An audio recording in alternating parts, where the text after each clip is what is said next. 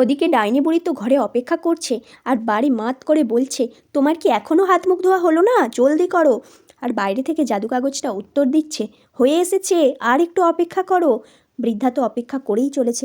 খানিক বাদে অধৈর্য হয়ে সে আবার বলল, আর কত সময় লাগবে? তাড়াতাড়ি চলে এসো।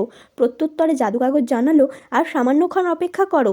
অপেক্ষা করতে করতে ক্লান্ত ডাইনি অবশেষে লাথি মেরে দরজা খুলে ফেলেই বলে, কি পাখি পালিয়েছে? আমাকে ঠকিয়েছে?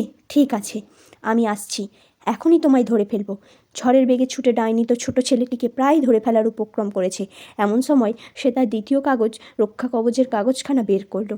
জাদু কাগজ বলল, উঁচু বালির পাহাড়ে যা। অমনি হুশ করে একটা শব্দ হলো, আর ডাইনিটা উঁচু এক বালির পর্বতের ওপরে উঠে গেল।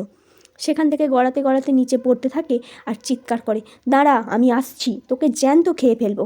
সন্ন্যাসী বালকটি তো ছুটেই চলেছে। তারপর যখন সে দূরে সন্ন্যাসীদের মঠে দেখতে পেল, তখন তার রক্ষা কবচের তৃতীয়টা উপরে ছুঁড়ে দিয়ে বলল, বিশাল নদীতে পরিণত হও। কথা শেষ হতে না হতেই ঝপাং করে কি যেন একটা জলে পড়ার শব্দ পাওয়া গেল। ডাইনি বুড়ি বড় নদীটাই হুশ করে ডুবে গেছে। যতই সে তাতে প্রাণপণে সাঁতার কাটতে চেষ্টা করে, ততই ঢেউয়ের প্রচণ্ড আঘাত তাকে পেছনে ঠেলে দেয়। ইতিমধ্যে ছেলেটি তো তাদের মঠে পৌঁছে গেছে। মঠাধ্যক্ষকে দেখে সে ব্যাকুল কণ্ঠে প্রার্থনা করল, আমাকে বাঁচান প্রভু, পর্বতবাসিনী ডাইনি আমার পিছনে তাড়া করেছে। সন্ন্যাসী বললেন, চট করে এই আলমারির ভেতর ঢুকে পড়ো। বালক যেই না কাভার্ডের ভিতর ঢুকেছে, অমনি সেখানে ডাইনি বুড়ি এসে উপস্থিত। রেগে মেগে বলল, সেই পাজি নচ্ছার হতচ্ছাড়া ছেলেটা কোথায় গেল? আজ আমি তাকে দিয়েই সকালের খাওয়ার সারব। ও সেই ছোকরা?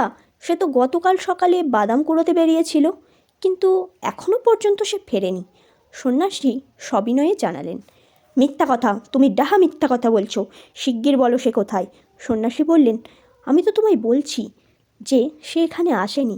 বলতে বলতেই সে ফের বলে, এই রে, আমার চালের পিঠাটা বোধহয় পুড়ে গেল। চালের পিঠে? লোভী ডাইনি তার বিশাল নাকটাতে মৃদু টান দিল। আমি চালের পিঠে খেতে খুব ভালোবাসি বাছা, আমায় একটা দাও। যত খুশি খেতে চাও তা পাবে, কিন্তু তার আগে তোমার জাদুশক্তির পরীক্ষা দিতে হবে যে। কি, রাজি তো? ডাইনি বুড়ির জিভ তো লোভে লক লক করছে। সে বলল, তাকে যা করতে বলা হবে তাতেই সে রাজি। সন্ন্যাসী বলল, ঠিক আছে, তুমি কতটা বড় হতে পারো আমি দেখতে চাই। শুনেই বোকা বুড়ি এত বড় হয়ে উঠল যে তার মাথা আকাশ ছুঁয়ে ফেলল। বাহ, খুব ভালো, খুব ভালো জাদু পরীক্ষা দিয়েছো। এবার দেখাও তো দেখি কতটা ছোট আকার ধরতে পারো। যতক্ষণ পর্যন্ত না ডাইনি আগুন তোলার চিমটার মতো ছোট হতে পারলো, ততক্ষণ পর্যন্ত সে ছোট হতেই লাগলো।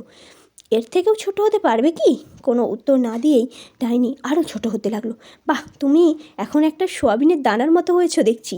বলেই বৃদ্ধ সন্ন্যাসী খুব দ্রুত ডাইনিকে সোনালি রঙের দুটি পিঠের মাঝখানে রেখে মুখে পুড়ে ফেললেন। ডাইনি বুড়িও অক্কা পেল।